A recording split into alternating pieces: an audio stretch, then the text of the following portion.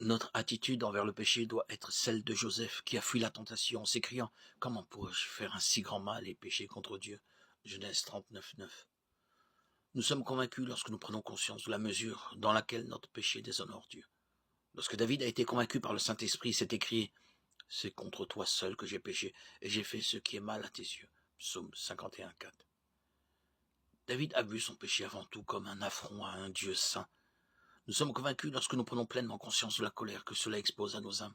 Romains 1, 18, Romains 2, 5. Lorsque le geôlier philippien tomba aux pieds des apôtres et s'écria « Seigneur, que faut-il que je fasse pour être sauvé ?»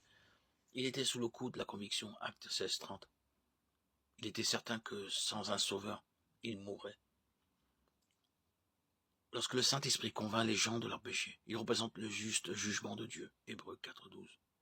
Il n'y a pas d'appel de ce verdict. Le Saint-Esprit ne convainc pas seulement les gens de péché, mais il les amène aussi à la repentance. Acte 17, 30, Luc 13, 5. Le Saint-Esprit met en lumière notre relation avec Dieu. La puissance de conviction du Saint-Esprit ouvre nos yeux sur notre péché, ouvre nos cœurs pour recevoir sa grâce. Car c'est par la grâce que vous êtes sauvés. Par le moyen de la foi, cela ne vient pas de vous.